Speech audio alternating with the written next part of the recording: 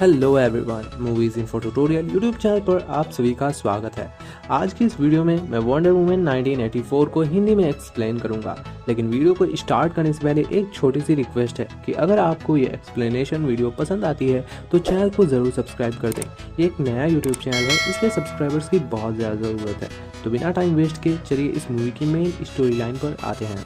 Movie की starting में हमें छोटी डायना प्रिंस यानी कि वंडर वुमन को दिखाया जाता है, जो कि किसी कंपटीशन में हिस्सा लेती हैं। पहले तो डायना इस कंपटीशन में सबसे आगे होती है और जीत की ओर बढ़ रही होती है, लेकिन वो रेस में आगे रहने के लिए बार बार पीछे मुड़कर देखती रहती है, जिसकी वजह से उसका ध्यान भटक जाता है और वो अपने घोड़े से नीचे गिर जाती है, जिससे डायना सबसे पीछे हो जाती है।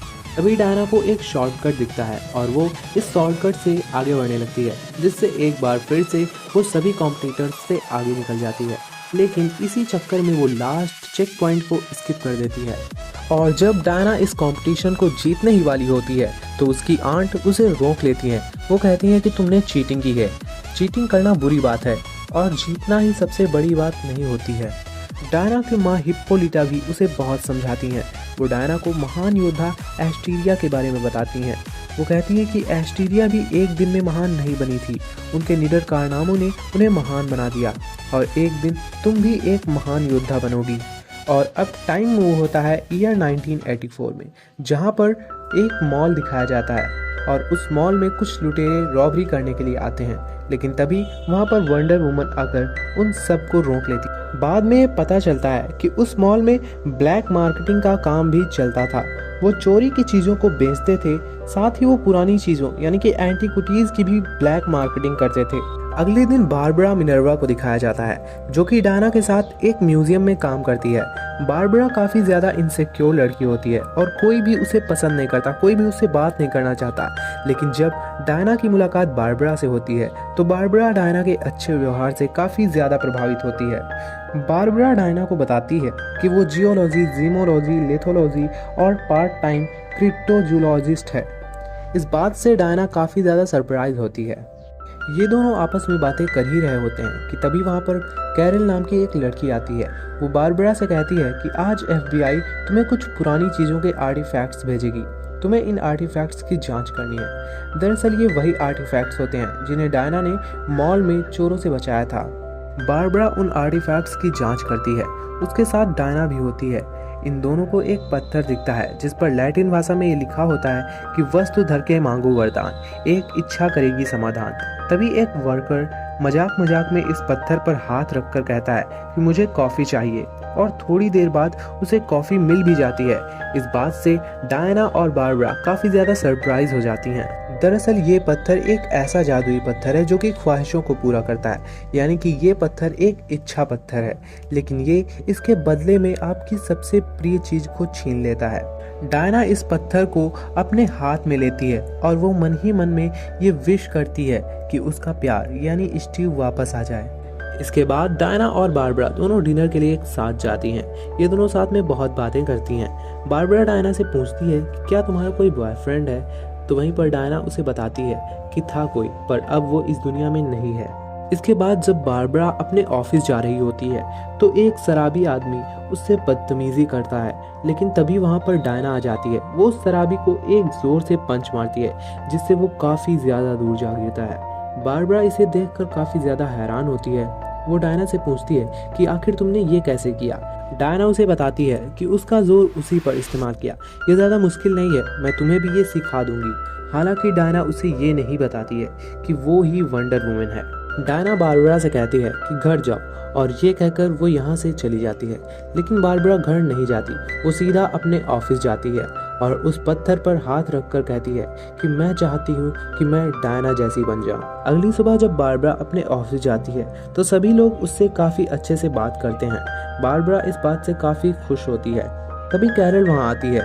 वो बारबरा से मैक्सवेल लॉर्ड की मुलाकात करवाती है। वो बताती है कि मैक्स लॉर्ड हमारे म्यूजियम को बहुत बड़ा डोनेशन देना चाहते हैं, इसलिए तुम इन्हें पूरा म्यूजियम दिखाओ। मैक्स लॉर्ड बारबरा के साथ पूरा म्यूजियम देखता है। वो बारबरा को हंसाने की कोशिश भी करता है, उसके साथ काफ़ी अच्छा व्यवहार करता है और इसी बात से बारबरा भी उससे इम्प्रेस हो जाती है।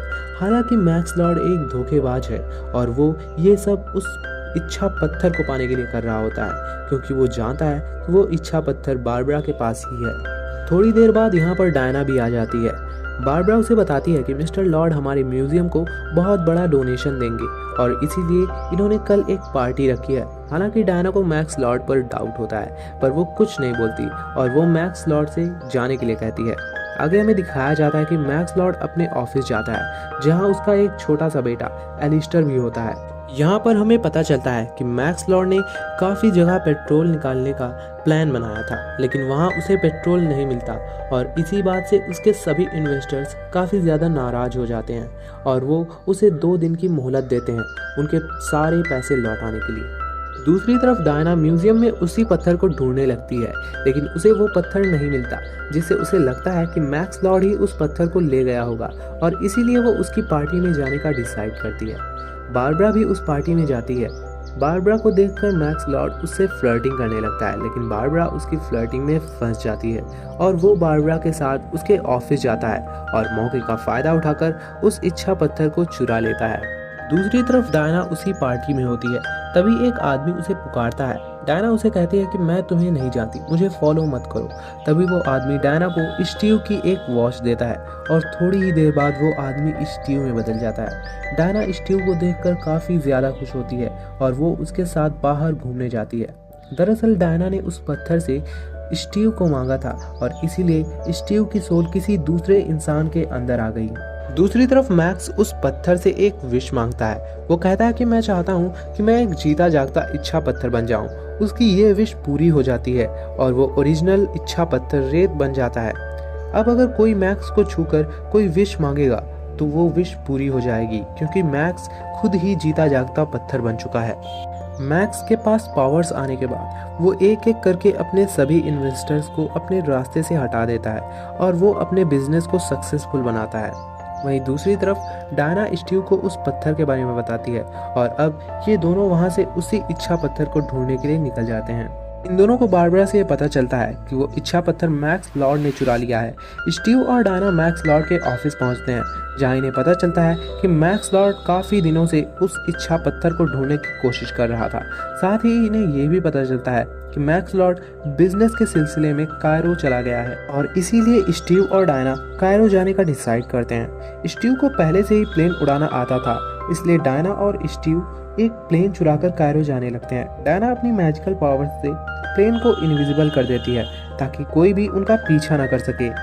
यहाँ पर मैक्स लॉर्ड कायरो की अथॉरिटी टीम से दोस्ती का हाथ बढ़ाता है, लेकिन वो इससे मना कर देता है। इसीलिए मैक्स लॉर्ड उसे मुसीबत में डालकर वहाँ से जाने लगता है, लेकिन रास्ते में उन्हें स्टीव और डायना दिखाई देते हैं, इसलिए वो इन दोनों को मारने के लिए ऑर्डर्स देता है। लेकिन तभी डायना उसके वंडर वुमन के कॉस्ट्यूम में आ जाती है और इनके बीच काफ़ी ज़्यादा लड़ाई होने लगती है और इसी बीच डायना मैक्स लॉर्ड की गाड़ी के सामने आ जाती है और उसकी गाड़ी के बोनट पर बैठ जाती है। वो मैक्स लॉर्ड से पूछती है कि इच्छा पत्थर कहाँ है। इस बात पर मैक्स लॉर्ड उससे हंसते हुए कहता है कि तुम्हारे सामने ही है, और ये कहकर वो डायना को गाड़ी से नीचे गिरा देता है। यहाँ पर काफ़ी ज़्यादा कोशिश करने के बावजूद भी डायना मैक्स लॉर्ड को हरा नहीं पाती है और अब डायना को ये रियलाइज होता है कि उसकी पावर शायद कम हो रही हैं। उसे लगता है कि ये सब ड्रीम स्टोन यानी कि इच्छा पत्थर की वजह से हो रहा है और इसीलिए वो बारबरा से इच्छा पत्थर यानी कि ड्रीम स्टोन के ओरिजिन के बारे में पता लगाने के लिए कहती है। बारबरा से डायना को ये पता चलता है कि ये इच्छा पत्थर कई सभ्यताओं में पाया गया है और जिस भी सभ्यता में ये पाया गया है उस सभ्यता का विनाश हो गया है। इस पत्थर के बारे में और जानने के लिए डायना, स्टीव और बारबरा माया सभ्यता के एक आदमी से मिलने के लिए जाते हैं और उससे इस इच्छा पत्थर के बारे में पूछते हैं। वो आदमी इन्हें माया सभ्यता की एक प्राचीन किताब दिखाता है जिसमें ये लिखा होता है कि ये पत्थर एविल गॉड डोलस ने बनाया है। डोलस छलावे और लालच का देवता है। ये पत्थर उसने जानबूझकर बनाया था ताकि लोग लालच में इससे विष मांगे। हर एक व्यक्ति केवल एक ही विश मांग सकता है, लेकिन उसके बदले उसे उसकी कीमत भी चुकानी पड़ती है। ये पत्थर किसी भी विश को पूरा तो कर देता है, लेकिन उसके बदले में आपसे आपकी कीमती चीज छीन लेता है। जैसे डायना की विश के बदले उसकी पावर्स छिन जाती हैं। मैक्स लॉर्ड खुद तो इच्छा पत्थर की खूबी को पा लेता है, लेकिन वो अपनी हेल्थ को खोता जाता है। उसका शरीर उसका साथ छोड़ रहा होता है। वहीं बारबरा डायना जैसी खूबसूरत, दमदार और अट्रैक्टिव तो बन जाती है, लेकिन वो अपनी इंसानियत को खो देती है। इन सब चीज़ों को रोकने के लिए पत्थर को या तो तोड़ना होगा या फिर जो विश मांगी थी उसे त्यागना होगा।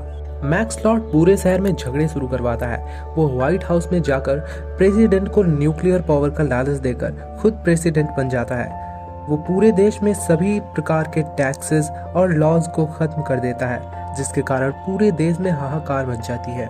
डायना और स्टीव किसी तरह व्हाइट हाउस पहुंच जाते हैं और वो मैक्स के साथ लड़ने लगते हैं। वो दोनों मैक्स को खत्म ही करने वाले होते हैं कि तभी वहां पर बारबरा आ जाती है और वो मैक्स का साथ देने लगती है, क्योंकि वो नहीं चाहती कि वो अपनी विश को खत्म कर दे।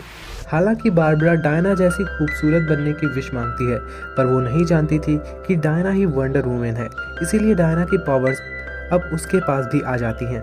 यहाँ पर डायना और बारबरा के बीच काफ़ी ज़्यादा लड़ाई होती है, लेकिन डायना अपनी पावर्स को खोती जा रही है और जिसके कारण उसकी पावर्स बहुत ही ज़्यादा कम हो रही हैं। लेकिन यहाँ पर बारबरा बहुत ज़्यादा पावरफुल है और इसीलिए बारबरा डायना से जीत जाती है। डायना को हराने के बाद बारबरा और मैक्स न्यूक्लियर वॉर की शुरुआत करने के लिए आगे चले जाते हैं। वहीं दूसरी तरफ डायना काफ़ी ज़्यादा कमज़ोर हो जाती है। अगर वो ठीक होना चाहती है तो उसे अपनी विश को त्यागना पड़ेगा और डायना ऐसा नहीं होने देना चाहती है। स्टीव डायना को बहुत समझाता है कि वो अपनी विश को त्याग दे। वो उसे कहता है कि मैं पहले ही मर चुका हूँ और यही सच है। सच को बदलने की कोशिश मत करो, मैं हमेशा तुम्हारी यादों में रहूंगा। इसके बाद डायना रोते हुए अपनी विश को त्याग देती है। वरदान त्यागने के कारण डायना फिर से ठीक हो जाती है। उसकी पावर्स वापस आ जाती हैं और अब वो मैक्स और बारबरा को रोकने के लिए वहां से निकल जाती है। वहीं दूसरी तरफ मैक्स बारबरा से एक और वरदान मांगने के लिए कहता है और बारबरा कहती है कि मैं किसी और के जैसा नहीं बनना चाहती, मैं एक ऐसी खूंखार शिकारी बनना चाहती हूँ जिससे कोई भी सामना ना कर सके। और अब वो एक चीता बन जाती है। अब मैक्स और बारबरा ब्रॉडकास्ट आइलैंड पर चले जाते हैं, जहाँ से मैक्स अपने आप को पूरी दुनिया में ब्रॉडकास्ट करके लोगों को कुछ भी मांगने के लिए कहता है। लोग जो चाहे वो मांगने लगते हैं और उनकी विशेष पूरी होने लगती हैं और इससे पूरे देश में अफरा तफरी मच जाती है, यहाँ तक कि वर्ल्ड वॉर तक की नौबत आ जाती है।